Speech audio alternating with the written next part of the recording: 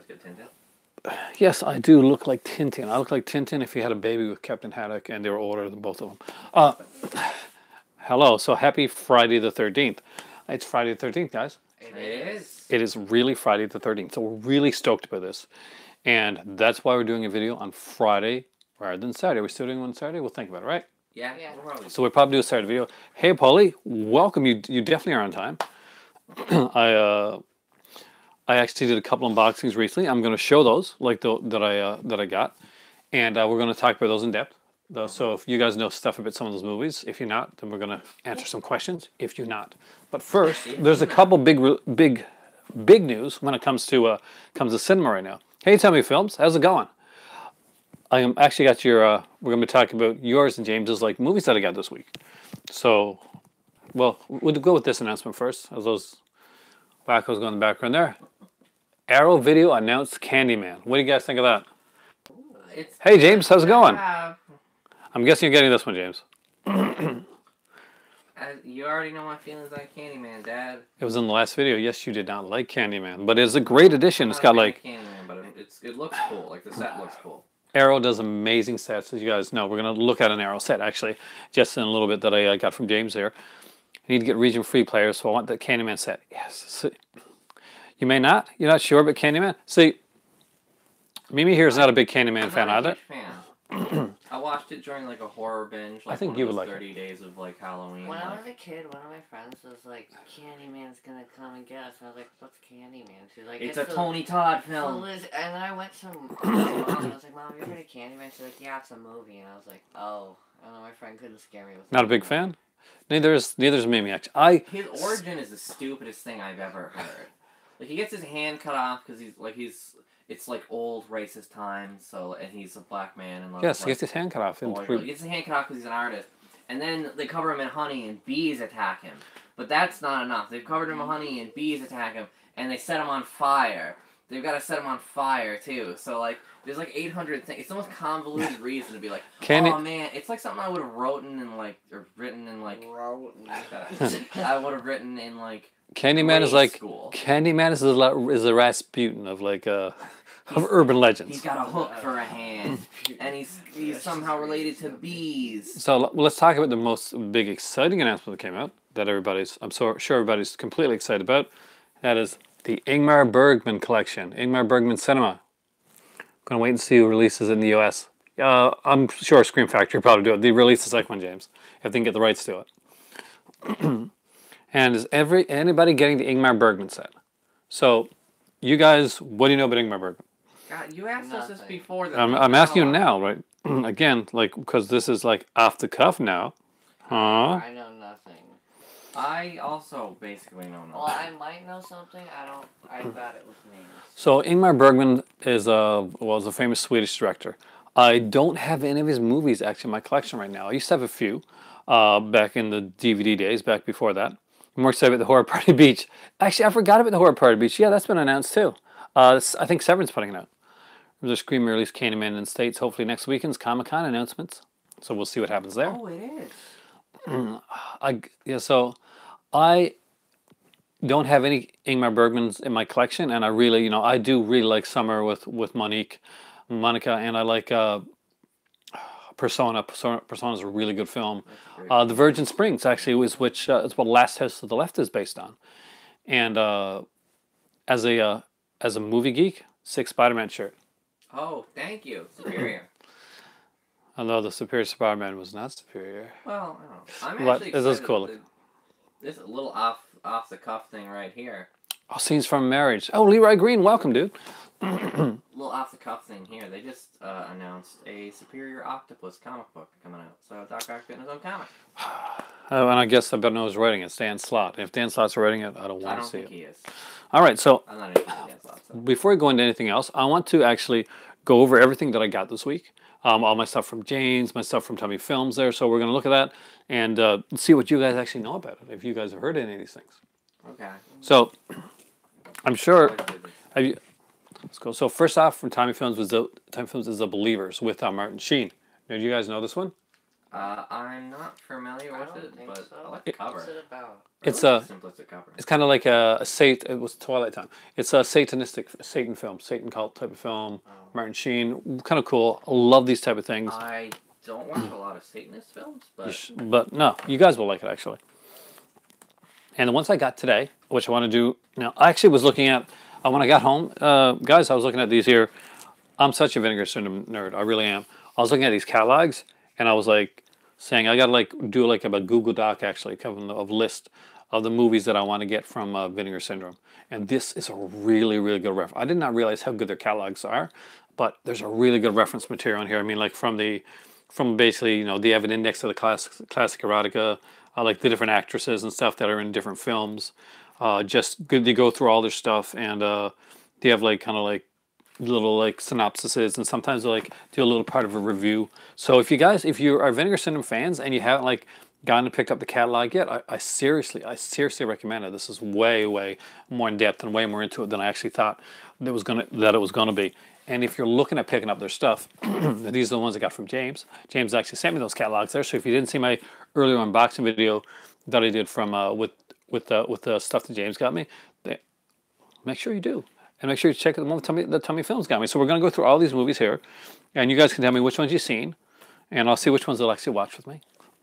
Now, first off, we'll start off with this one here. And that is The Sect. Now, do you know this one, guys? I think so. I think so too, actually. So this is kind of, they're good books. See, thanks a lot because, you know, I'm I'm a Vinegar Syndrome, James. I'm super nerdy with Vinegar Syndrome. So this is The Sect. This is produced and co-written by Dario Argento. Mikhail Save. Sove? How do you spell it? Soavi. He's Italian. Suave. So, yeah. So basically, he's the guy that made, like, some people say he's most famous for Cemetery Man or Del Morte dell'Amore with Rupert Everett, you know, which is a movie based on the Dylan dog comic. Gotta keep up the role. It's been years. I gotta keep it up. Yeah. But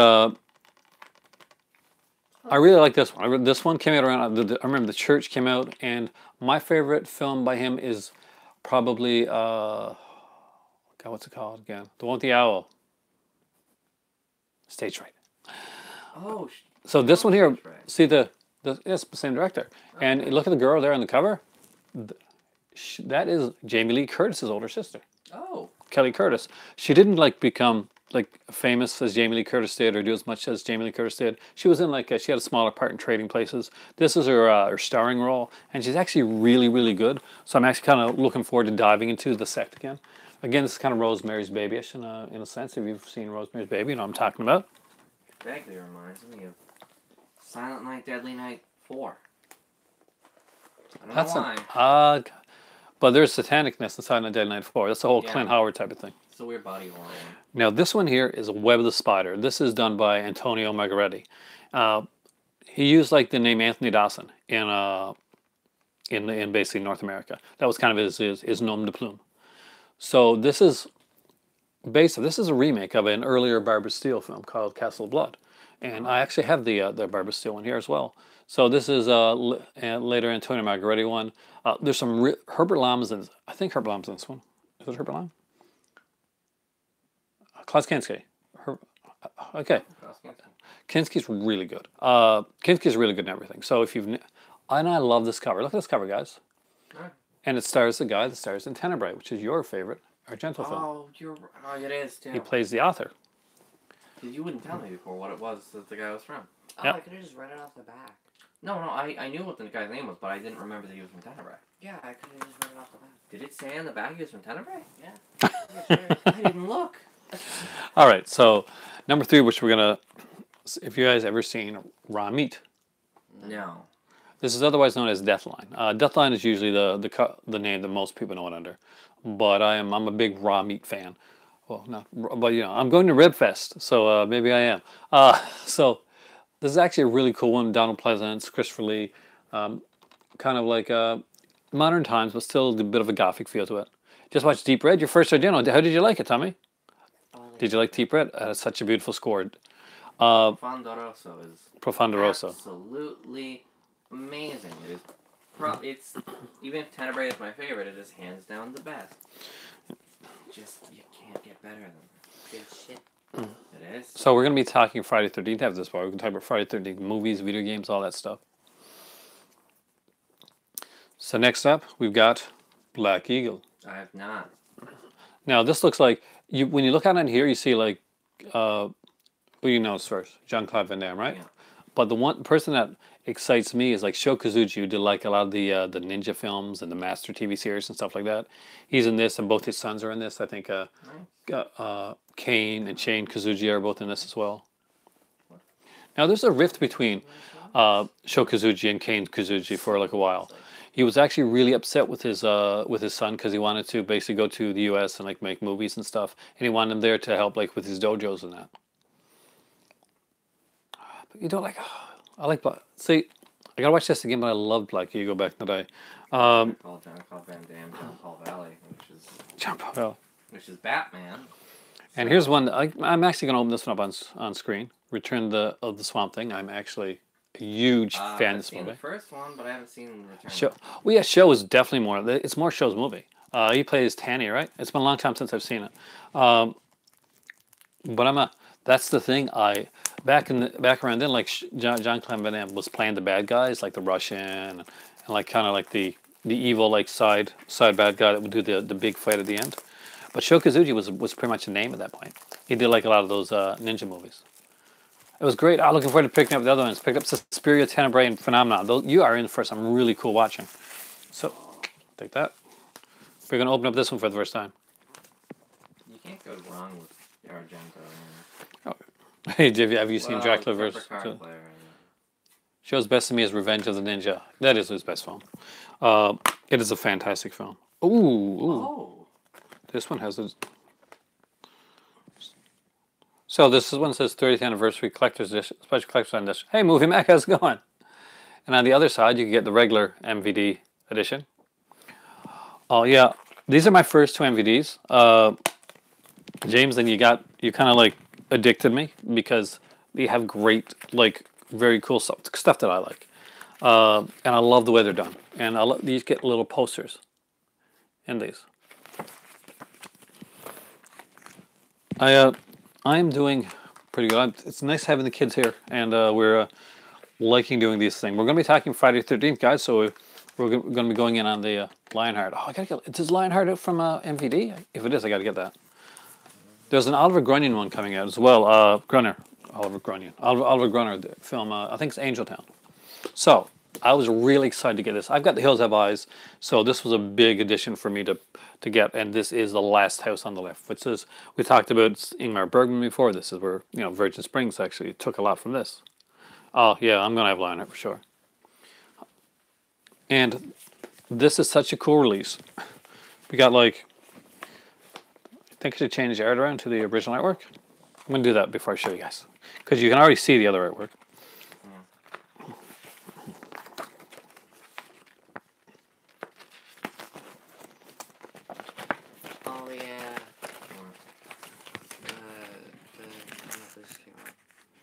What? I read half of it, but it says that person is really sorry to hear about the cat. Yeah, it's a kitty cat. Take that, please. So I don't lose it. Okay. Oh, okay. This is cool. So this is the alternate artwork for Last House on the Left. I actually like this. This sounds good. That's really kind of cool. And so I've noticed they all come with like the posters. That is 100% the one I would put up. It's got that old like theater vibe to me. That Last House on the Left says, yeah. There's we'll show you the. I guess I can show you most of these. You got like the back is right there. It's really cool. Yeah, I'm just making sure there's nothing. It is a hard watch, and I really appreciate that you passed this one on to me, because it's definitely gone to a good home. I'm watching any Friday movies tonight. I don't know, actually. I've actually thought about it. No, I love David Hess. I told you that like 100 times. But No, Dad like wanted to do this first, and I wanted to. Got the MGM. Yeah, I really. So there's 3 disc here. So there's 2 discs, by the way, guys, that are Blu-ray and DVD. You know what the 3rd disc is on last stairs on the left? It's the soundtrack. Oh, that's really cool. So this actually is a soundtrack one. And of course, it has the... wait for a second, please. It has the poster, which is like double-sided, so you get... And you guys let me know which artwork you think is better here. So this is the new artwork. Sorry. This is the original artwork. Now that is what I would go with. It's been controversial. The fact that the new artwork was controversial with some people. They preferred the older school artwork. The original artwork is better. It's on your wall, really. This is the book that they put out. I'm actually really excited. I think Stephen Thrower did like did an article on this here, so I'm actually kind of excited to read that. Watching Friday 5. Ah, the Deborah Voorhees scene is on. You like both? I do like both. See, a lot of people didn't. A lot of people were like, oh, I can't believe you used that one. But I thought it was cool. I thought they did a good job with the art. I like the original, but like I don't dislike the new one. Some people complain so much when you got so much good stuff out there. So, I've got a lot to watch. And I'm so excited about watching some of this. Obviously, Last House on Left is the ultimate date film. No? But there's a lot of good feedback. Yeah, this has 3 versions of the film too, doesn't it? I want to like dive into like the commentary, like the different like interviews, and stuff. Super stoked to get. Thank you, James. Thank you, Tommy Films. So that is a lot of amazing viewing that I've got to do over the next couple of weeks. I'm gonna look forward to like actually diving into those. So you guys are gonna watch some of those with me, by the way. Now we're here today to talk about Friday the 13th, my favorite franchise. Sorry. Yeah. But so did you open up a stream? Yeah. You could actually create a time paradox. Yes. That's been my dream forever. So what is everybody's favorite Friday the 13th film? What is everybody's favorite? You guys answer there, and you. 13th? I'm gonna let you answer first. That's God damn it. I really like. I both like and dislike 3. 3 is a weird place for me because everybody is so likable in 3. But you're right, You Chris Lake's don't want incredible. to see anybody die in 3, which is why it's one of the better written films. Other than that weird part with Jason bringing her home and maybe raping her, which was terrible. That feature that in a Spit in Your Grave would make a great date movie. Yeah, obviously. It's a toss-up, I guess, between like That happened once, actually. 3 and 7. 3 and 7? What about you? I don't know. I honestly, I can't. Friday 2 is James' favorite. My go-to date movie is The Vanishing. Honey, let's watch The Vanishing and then go for a ride. Mine's The X, yes, because it's the first time I watched it. I had so much fun. Really? The X? Also enjoyed 3, though. So, I love the first 5 are my favorites. Rich likes 4. And for me it's really hard. Are you just gonna cheat by using No, I'm gonna say one. Now, here's the thing.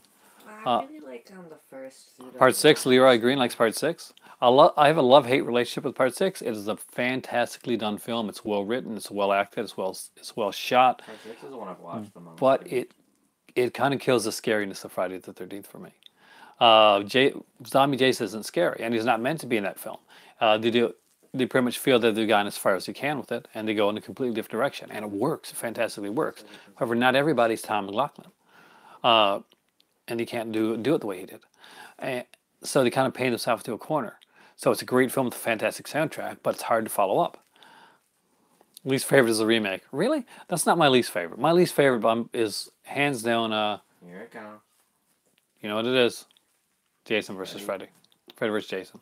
Oh, I'm sorry. Freddy. Say it backwards. Freddy versus that person that is not Jason, that doesn't act like Jason, doesn't look like Jason. He's totally not Jason.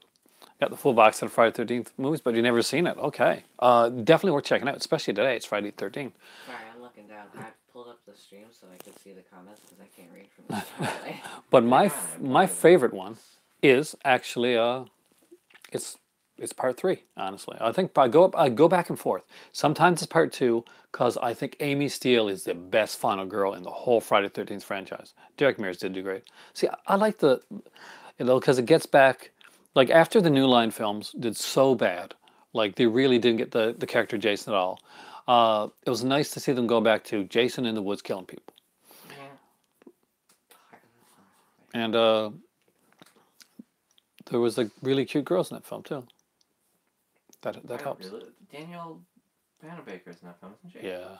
That film really... Pretty intense moments, but man, the whole toxic waste surgery kid thing, yeah, it's horrible. Friday 3 is my second favorite. Amy Steele's awesome. Amy Steele's amazing. I would love to see Amy Steele come back. And if they're going to bring anybody back, even more than Tommy Jarvis, I'd like to see Amy Steele back. She kicked ass. She was the penultimate, like, final girl. She was, she was always in control. She was sardonic. She was funny. Man, I go back and forth between part 2 and 3. I don't know now.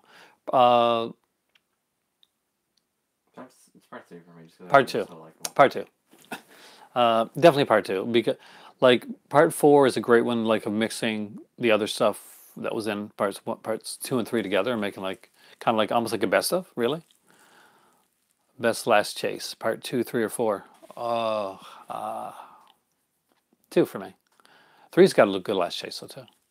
How would I rate the Friday 13th movies versus the Halloween movies? I love both franchises, but although, like, I know Halloween is going to be like the big, Halloween is the critic's darling. That's something that Friday the 13th is never going to be. But Friday the 13th is a horror fan's darling, and I'm both a critical and a horror fan. But I love the Friday the 13th. I love the Halloween films. I love them dearly. They're near and dear to my heart. But they're second to Friday the 13th. I actually like Friday the 13th better than the Halloween films. And I know you like the Nightmare on Elm Street best. Nightmare on Elm Street best. My second favorite is Halloween. Third place is Friday the 13th. Of the big 3. Of the big 3. Well, it is the big 3, yeah. I just think that, I don't know, just Jason doesn't have as much lore and interest to him. Like, I'm not scared by Jason. Like, I love Jason. Here's the thing. To Nightmare on Elm Street because it's more dark fantasy. Like, it's definitely horror, but it also has dark fantasy elements. Jason Voorhees is awesome. Michael Myers is a wimp. Have you seen part 4? Because Halloween 4, he wipes out an entire, like, almost a whole town. He goes through a gas station. He goes through the entire police station. It's got a death curse. I know. I really like the Friday the 13th franchise. When I was young, especially, it was one of the first places where I knew I was going to get like my fix of everything that I wanted. I was going to get horror. I was going to get boobs, and when you're a young, teen boy, those are two things that are like on your steady diet of things that you want when you're watching films. I really do look like Tintin. Friday's better because the day happens more than once a year. Yeah, there you go. We get at least a couple Friday 13th. That's right. Except, though, to be fair, the films don't happen a lot anymore. So Victor Miller. Even before Victor Miller, it's a ways in between. Paramount and New Line. And even before that, like, I think the last couple, like, it was a remake. And then there's your least favorite, Freddy vs. Jason. This is going backwards. 9, which is my least favorite. 8, which is also... You forgot X. Terrible. X, which is good. X is fine. 8, which is terrible. 8 is not terrible. It's fun. My favorite kill in a Friday the 13th movie. Whew, that's a hard one. They got a lot of good kills in Friday the 13th. You have a favorite kill? Actually, yeah, I can give you that right out, actually. Part 3, when he's walking on his hands. I love that kill. Oh, that's really brutal. Sleeping bag, yeah. In which movie, though? Because there's 2 sleeping bag scenes. There's one part 7, and there's the one in X. In X, where they kind of like a comical like version, a homage to it. X is my second favorite. Let's have premarital sex. Yeah. And they're jumping up and down. My actual favorite is sleeping bag or the frozen face. Good one. Girl from 3 with the. With the. Oh, you mean the. Yeah. Yeah. With the crossbow. Crossbow. I think he prefers sleeping bag It's a first. crossbow, right? Not crossbow. It's like one of those like spear guns. Oh, spear gun. Yeah, right. But no, for me, definitely that scene in love part 8. I like part 8. It's just the ending, like Jason in Vancouver, But Jason and Van- it's where he's at most of it. Yeah. It's just a couple Jason establishing takes shots. Vancouver, I guess. Jason takes Vancouver.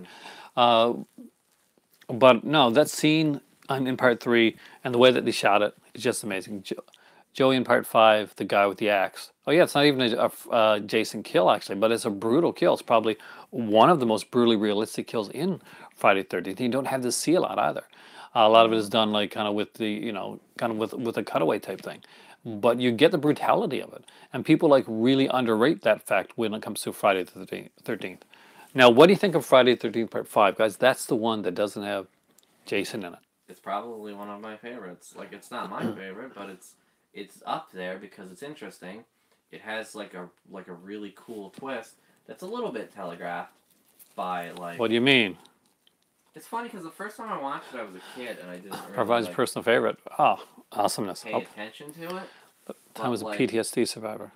Rewatching it, like I was like, man, it's so cool. That's such a big twist. And I rewatch it when I'm like older, and he's just like, That is kill. Oh yeah. Ooh, baby. is there anything wrong? No, not really. And it's his son. The Michael Jackson look like. That's actually, he also played a demon. Actually, he was a demon in that movie. I know that he was in like Return of the Living Dead as well. So if you like Return of the Living Dead, that's actually the same actor. That's in both those films. Now, I love Part 5. It's a personal favorite of mine. Danny Steinman, who directed Savage Streets, directed Part 5. He directed like some adult films as well. And you can kind of tell. He had to make a choice when he was making Friday the 13th Part 5. He could put in some graphic kills, some pretty graphic kills, and he had some planned, or he could put in more nudity. Guess which one Danny Steinman chose? I'm gonna say nudity. Danny Steinman chose nudity. And good choice. It works for this film. I don't think the graphic kills would have worked as well as it does. It's got a different feel to it, but it harkens back to Part 1.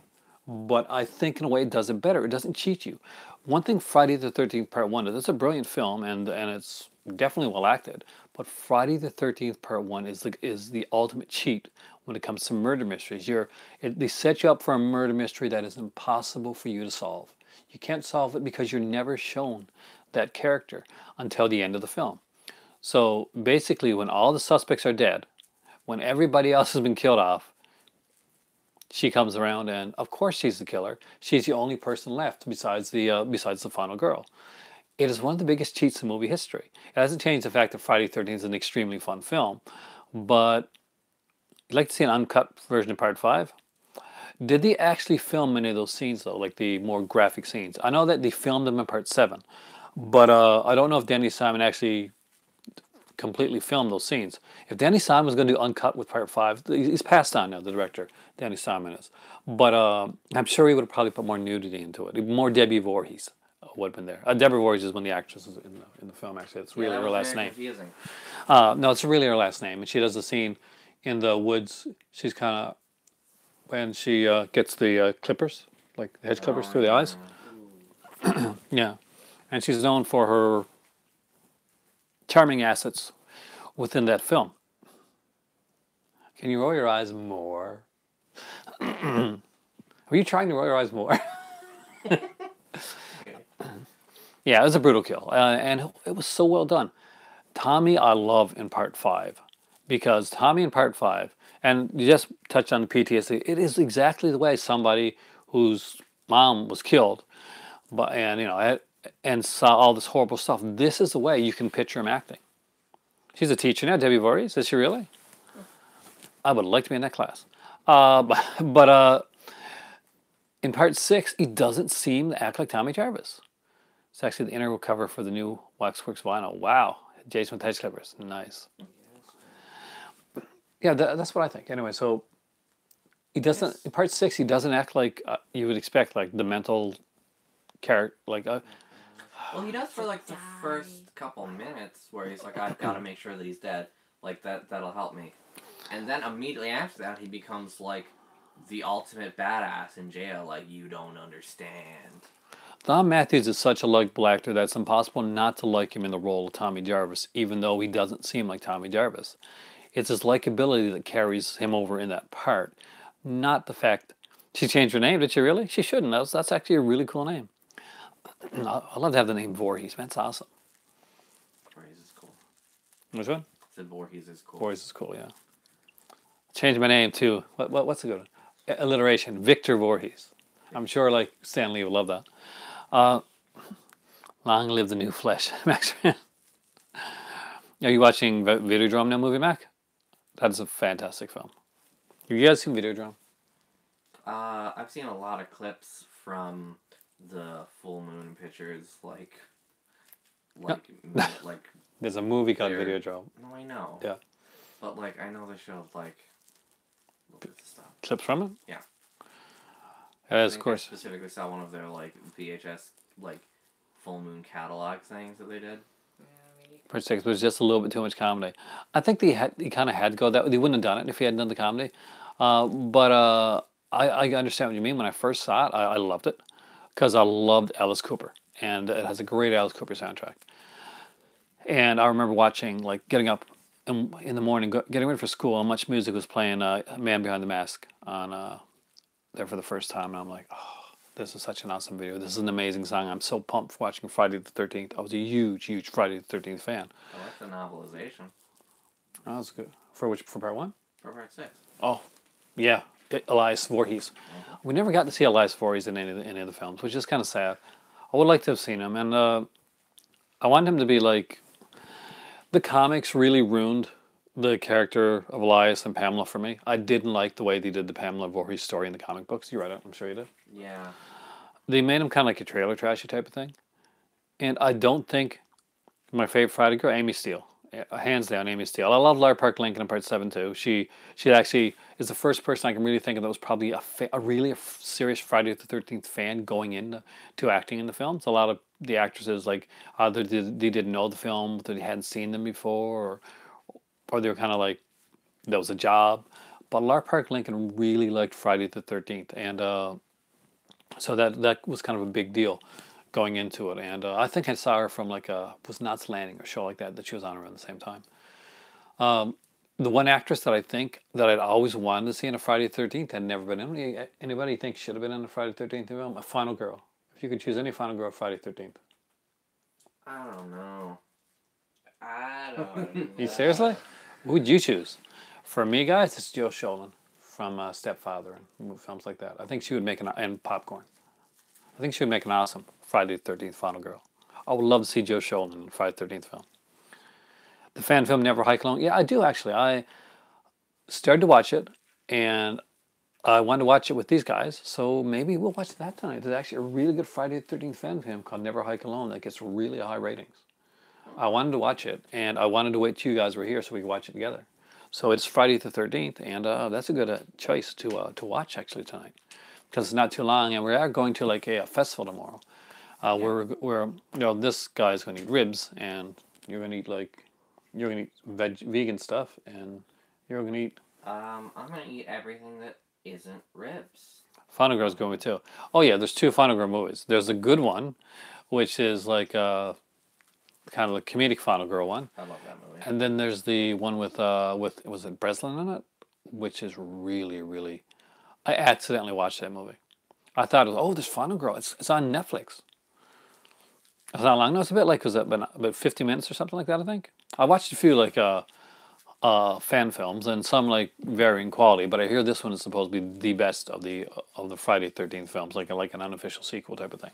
So it's going to be interesting to see, like, how that one goes. I recently watched the fan trailer, actually. For what? For, it was called Nightmare Return to Elm Street. It gets a lot of good reviews. It was okay. It's just a fan trailer, and I couldn't help but, like, roll my eyes at the fact that, like, I assumed that they couldn't use the name Freddy for, like, legal reasons for the fan trailer, but they do use the name Freddy, but they first call him and credit him as Pizza Face Guy, and, like... It's a fan trailer. They're allowed to use the name. I know. I found it weird. I was like, that's not... Girl from the Evil Dead remake would make a good Oh, yeah. Final Girl. She would, actually. We should see an Evil Dead remake, too. I would like that. That was actually a good movie. We saw it. Did you see it with me? No, I saw it first. I think I told you guys about it. Okay, I saw it with Charles. I saw it with the worst audience I've ever seen. Paul Sharp there says like maybe she changed her name from Voorhees, so her parents wouldn't feel nervous about her teaching them. Kruger now. Yes, Kruger. Yeah, I'm changing my name. I'm not going to be Voorhees anymore.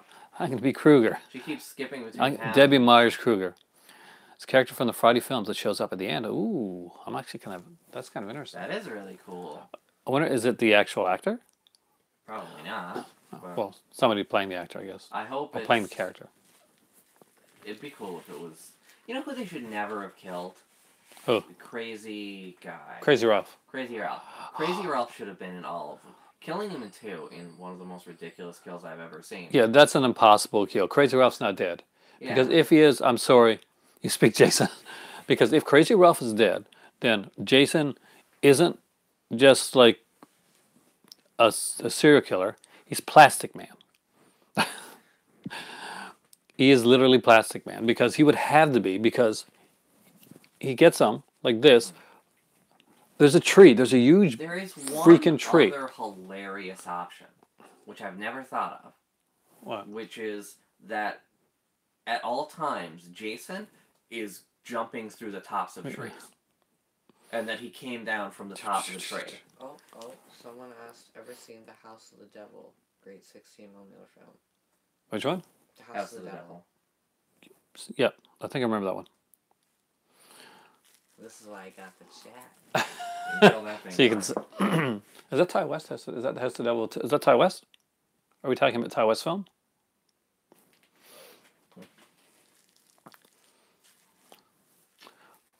We haven't talked about the game yet either. It's actual actor. Oh, nice. So it's gonna be interesting to see who that is. We haven't talked about the game yet. The games. What is the best Friday the 13th video game? You mean of the 2? Of all 2 of them versus NES versus PlayStation 4. I don't know. There's a lot of good options in the NES one. And I mean, all I did was actually like back the Kickstarter for frickin' the Friday the 13th game, which is why I got Tom Savini's Jason. But it's the new game. It's obviously the new game. There's no question about it. It's the new game. The new game's great. No, it's not. The OG Jason. The NES is the stuff I buy. You know? The mask and the NES boy. And the music for the original NES. Oh yeah, okay. What is this? Weather update. But the new game is so fun. There's so many different types of Jasons. But you don't get to play, like, you know, you don't get to like throw rocks and stuff. No, you instead get to stun Jason with his mother's sweater. I love the classic NES, SNES one. I wish I could get these guys to play it more, actually. I played it. You played I played a bunch of it. Did you really? Yeah. Yeah, well, you didn't play the NES as much, though. I don't like the NES as much as I do like the SNES, but I have played it a bunch. It's just the new game is... You know what would be nice? You've taken over my TV with Zelda Breath of the Wild for the last we were playing Zelda Breath of the Wild. Do I collect horror vinyl? I wish, I want to know, which classic slasher throwback you like better, House of the Devil 2010 or The Sleeper 2012? I don't remember The Sleeper, actually. I'm not going to lie to you there. I'm not sure if I've seen it. My favorite horror slasher throwback is probably, I like Hatchet. That was a pretty good throwback, and I really like the new Hatchet. I severely liked Victor Crowley. I thought it was a really kind of fun film. Fritville was amazing. Fritville is the best slasher made. It's Cold Prey, I guess, guys. But Cold Prey 2 is probably my favorite modern day one. Man Behind the Mask? You mean Leslie Vernon, right? Yeah. They keep saying, are they actually making the sequel to that one? They keep saying they're going to, and they talk about like a comic book, and then talk about like maybe making a film, like Behind the Mask. Behind the Mask is good. With you know, but slashers. Are there any modern day slashers? Like kind of like aside from Cold Prey. Cold Prey 2, definitely. Cold Prey 2 is the best of them. Even better than the first one. Yeah, Cold Prey 2 was great. I heard 3 was bad, so I've never watched it. It's a prequel. I absolutely love that series, and I refuse to ruin it for myself. Come So I on. haven't watched 3. You've seen all the Hellraiser films. You can do that. You've read Scarlet Gospels. Yeah, that's fair. You're next. You're next. I like the song from You're Next. Oh my god, that song. I hate that movie. I think it's kind of... It's not as good as it's cracked up to be and wants to be smarter than it is. But that song is perfect. I bought that song afterwards. Did you? Yeah, of course I did. I love the girl, the final girl from You're Next. But I didn't like a lot of the characters in the film. The song moment. Oh, yeah. That song, and I watched the movie again for that song. And I still like the girl. I still think she would have been much better in like in a more slasher type film. Is that the Clue type movie? Your Next is kind of like it's a kind of a home invasion type of film with a bit of survivalist put into it, with probably the most unlikable family that you're ever going to see. Imagine Arrested Development if they weren't funny, and that's about right. Yeah, that's the one.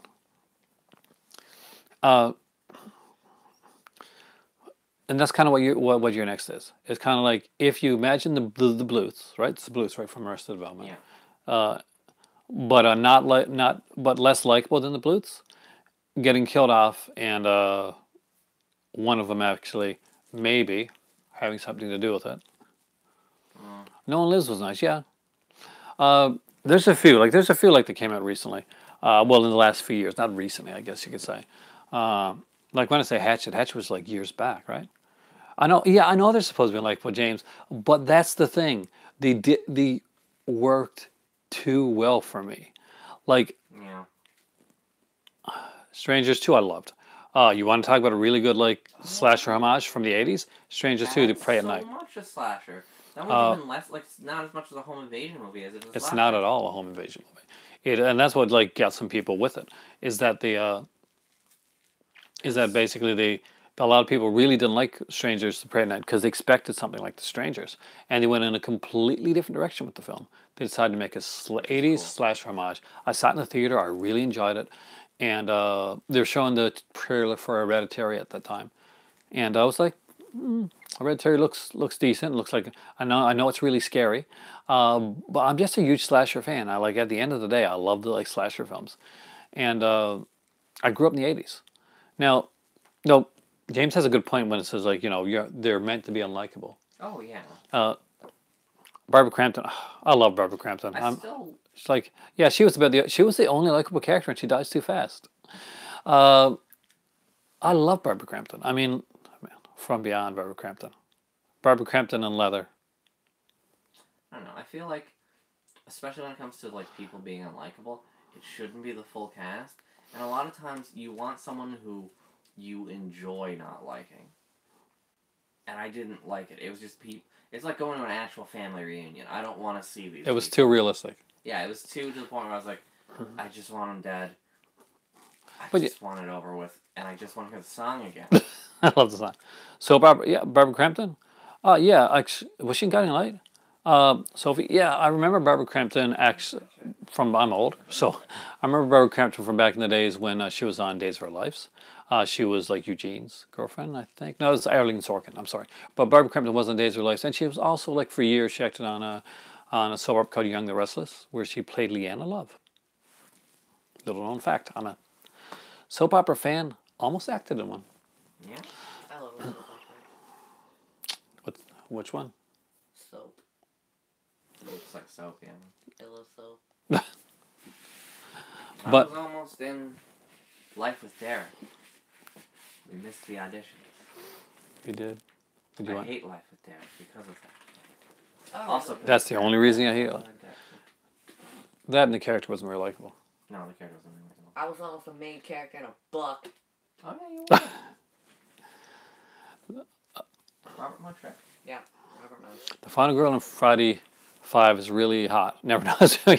Yeah, she actually, she's not much of a final girl though when you really think about it. Like everybody else around her is like, Minnie Lewis saying, "Oh, that's right though, she was," and only on Bold and Beautiful for 4 or 5 years. Did she play Leanna Love on Bold and Beautiful too?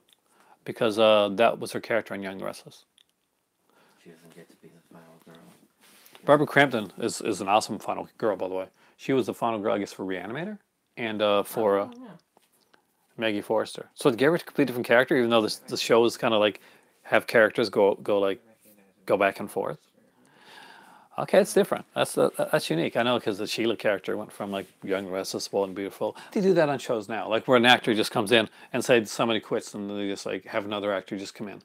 I remember watching what was it, Another World. This show came on back when I was a kid, and literally there's a guy like playing Sam, and he was like this big character, and I think he left the screen and he came in the next room. It was like a different actor, and That's amazing. I love that. And like in Santa Barbara, I think he fell down or something. And I found he's yeah. On one in the foreign edition of it, he just goes out of the frame, and when he comes back up, it's a different dude, right?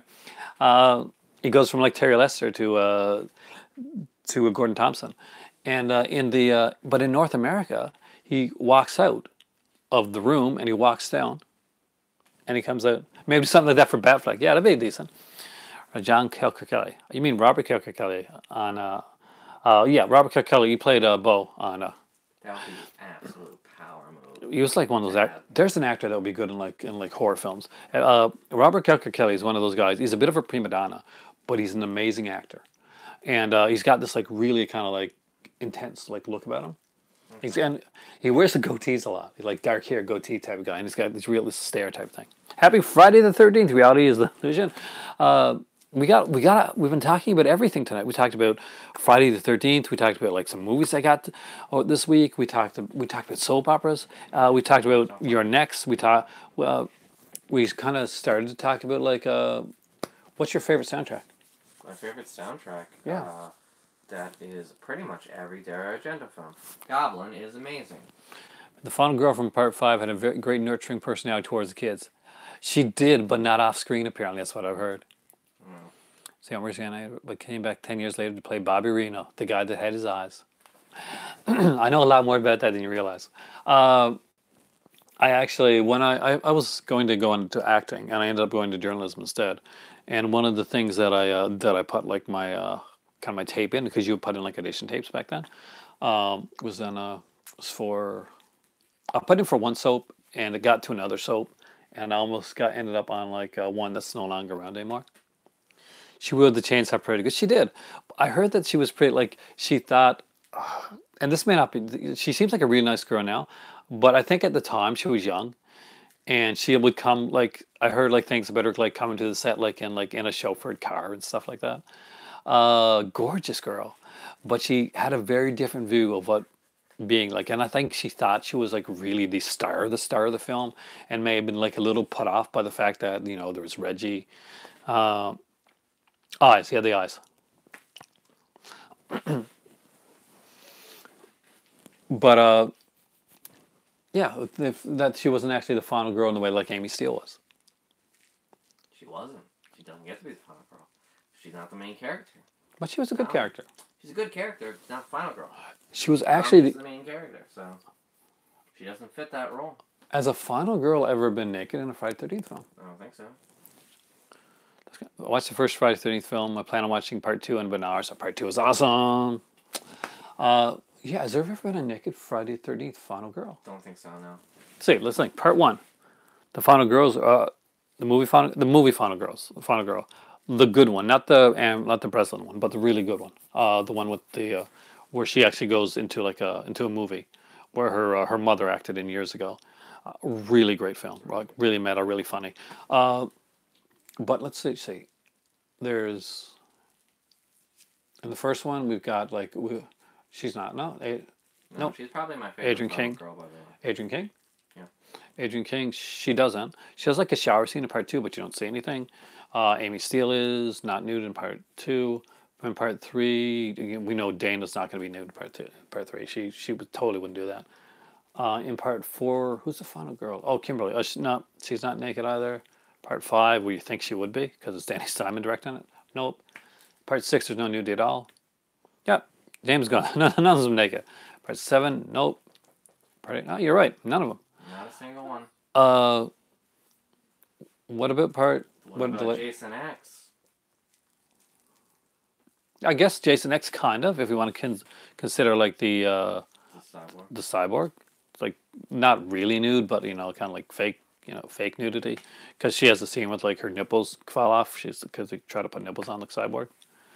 Amy Seal broke one of the rules. She had sex with Paul. But yes, where's Paul? Can I rank the Friday 13th from best to worst? Wow. Okay. Friday the 13th from best to worst. I'm only going to do the Paramounts. Which ones are those again? The first 8. The first 8? So, because they're the ones where you just can't be naked and stay alive, if you believe the mythos.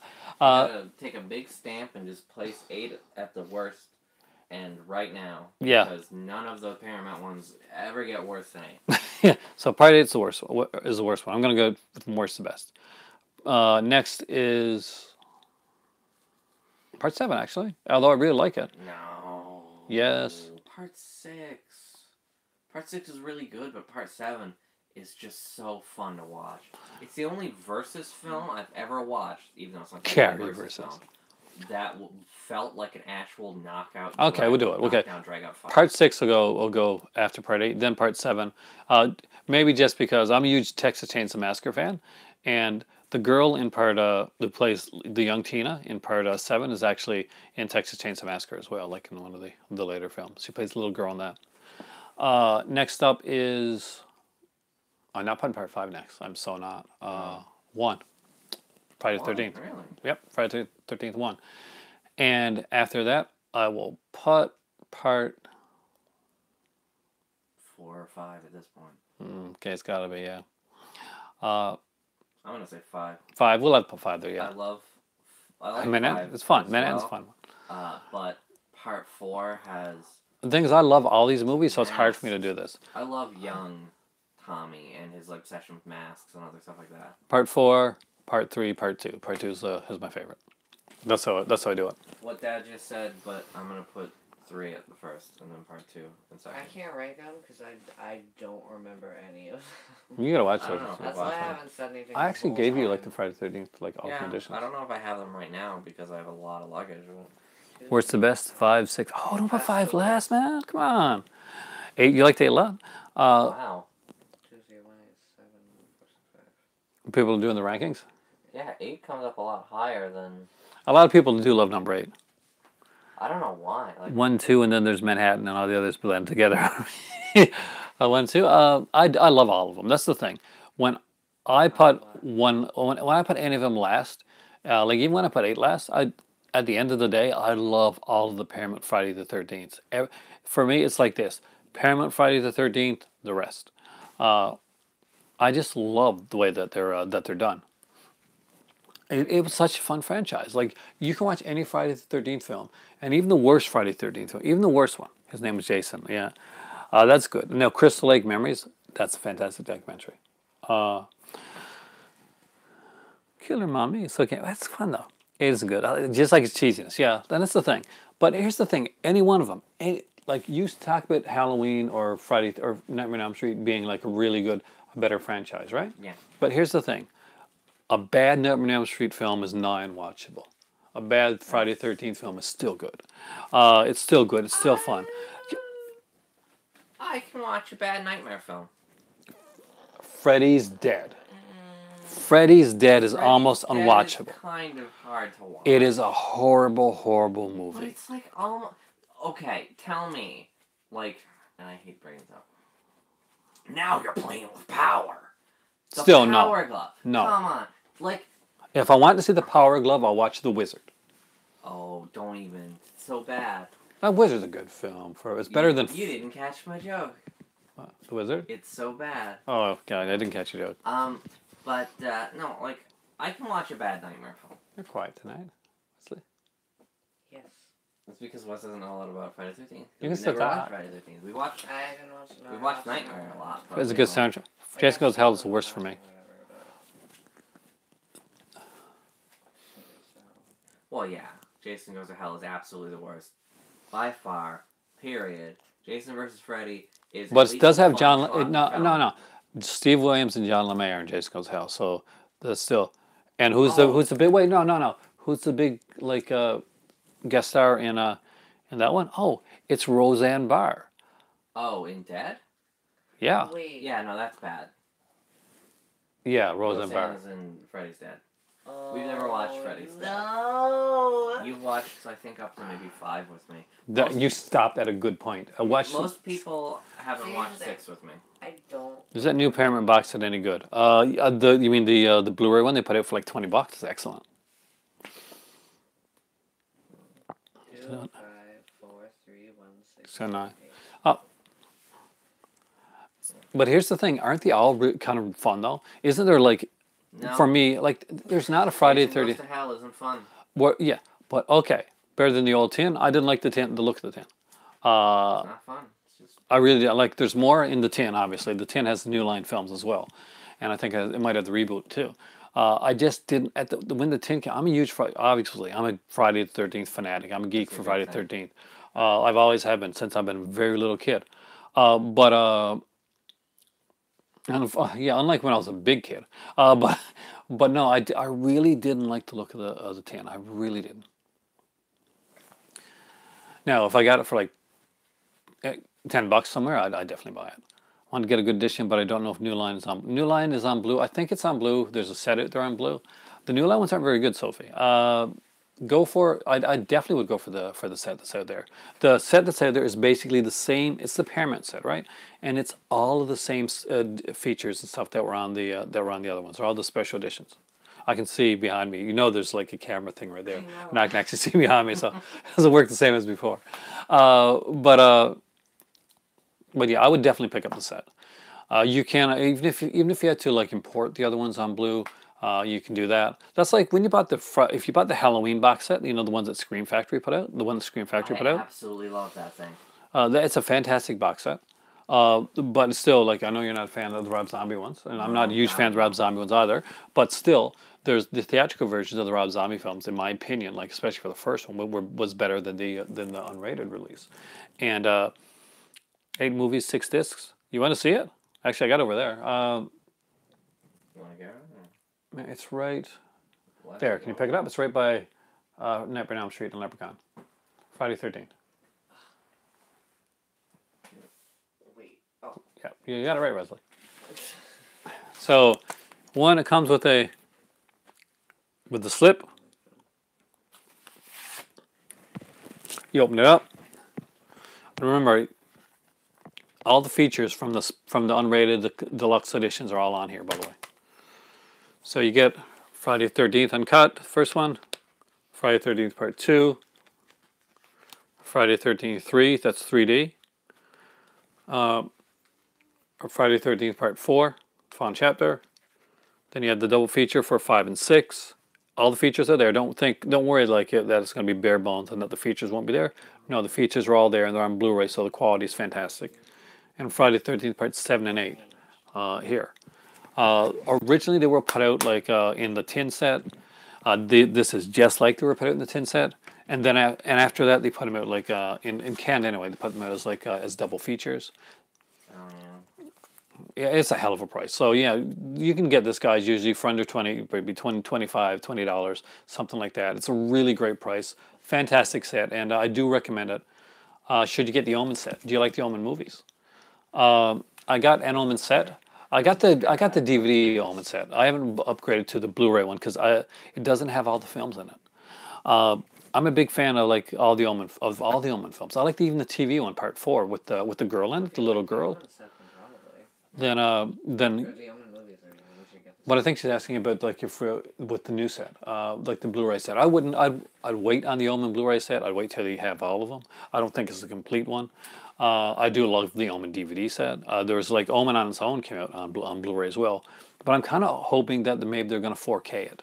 So I'm waiting a bit for that as well. So, or at least get a bigger edition or a new edition, because I kind of feel like something like Omen is something that they can like go like dive into the well end again with maybe like a Scream Factory or something like that.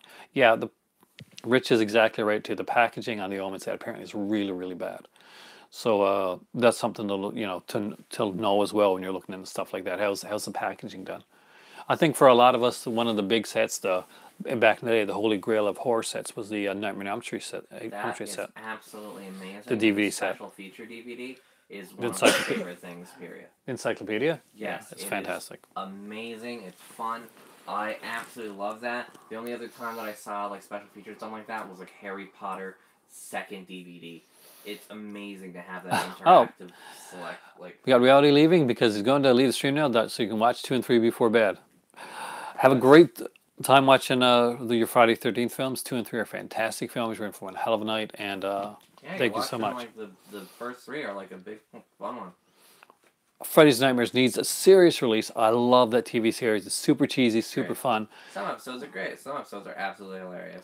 What am I going to watch tonight? Actually, Polly, James kind of helped me with that because I'm going to watch the Never Hike Alone because I have a big day tomorrow. Tomorrow's my day off, and we are going to Ribfest here in Sydney, Nova Scotia. Basically, there's you go there and there's like 5 different like barbecuers, rib people, and they have their special sauce, and they do like ribs, and they do like cornbread, and you know they do the chicken, and they have both beef and like have the Nightmare Blue collection. Oh, I got that one too actually over there. Never Hike Alone that's the fan movie, yeah. But I've never seen it. I've been waiting for the kids to actually to watch it. I started to watch it once, and I waited because I knew that if I watched it without them, they wouldn't watch it with me. So I waited. Yeah, well, I didn't know about it. So. But to me still like the Blu-ray set is great, and like complement that with maybe with the mask set. They're really cool. I have the mask set for Friday 13th with the little Jason mask, which is super cool. Just 15 minutes. Yeah, the Crystal Lake documentary is incredible. A friend of mine actually sent me that one, and I watched that so many times. The Crystal Lake. We should watch the documentary. We're going to do it tonight. It's long. It's incredibly long. But we can watch part of it, though. We can start it. Alone, we're not going to be able to get to that one. Listen, We can watch. I'm already tired. me and you can watch it sometime soon. Okay, like, well. we got Rib Fest. Don't have any Friday 13th movies. Oh, really, Polly? You're going to watch Return of the Living Dead. Is it any good? Return of the Living Dead is awesome. Oh, It's got a great... Which version do you have? Do you have the Scream Factory edition? It's got a great soundtrack. Tarman looks awesome in that movie. Linnea Quigley. See you later. Trash. No, she's not trash. Linnea Quigley's character's name is Trash. And she's awesome, and she looks gorgeous in the film, and she does the naked cemetery dance scene. So you're in for a treat there. But guys, I'm about to go and watch Never Hike Alone before and have some tea, because I never like to watch a movie without my tea. I don't I have don't hot do anything chocolate. without tea. Tea is my life. Like when I go to work, before I go to work, this is a very Canadian thing, guys. I always stop into Tim Hortons because, you know, I'm a Timmy's guy, and I grab some tea. What kind of tea do I drink? I drink them all. I drink like regular, like orange pico. I like Earl Grey. I got Lady Grey as well. It's got a nice taste to it. Chamomile sometimes when I want to just kind of relax and chill.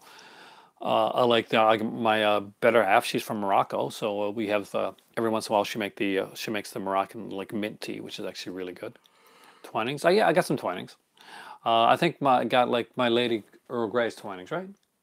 If you haven't tried that, you really should try it. You'd like it, Wes. You didn't like You it. I didn't? only drink peppermint tea. So. You didn't like Lady Earl Grey?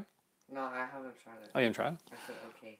Okay, no, but I think you will. Like you like what's the one that you had you had white tea at your place, Yeah, right? white tea. White tea, which is actually really good as well. I forgot all my teas at Mom's house. Loose leaf. We'll get some tea. If you ever go to, I'm not sure That is really what area, but like here we've got like this thing called David's Tea, and you can get all these different like teas and stuff, really good stuff. There's some awesome like especially during Christmas time. But there we go. We talked teas. We really like ran the gambit on stuff we talked about tonight. So tomorrow night I'll see you guys here again. We'll have a fantastic time. Hopefully we get the whole gang here. And anybody that came in that's new today, I hope I see you guys again on Saturday. James, I love the package. It's amazing. Tummy Films, I love the... Again, I love The Believers. It's a fantastic film. You guys got me some awesome stuff. I feel extremely grateful, and you guys are awesome. And Sophie, never feel sorry for occupying the stream. It's awesomeness. I hope to see you here again, and we'll be back tomorrow night for more fun. And I gotta think of a topic. We'll decide. See you guys soon. See you later, guys. And what do we say? Happy what? Happy Friday the 13th. No.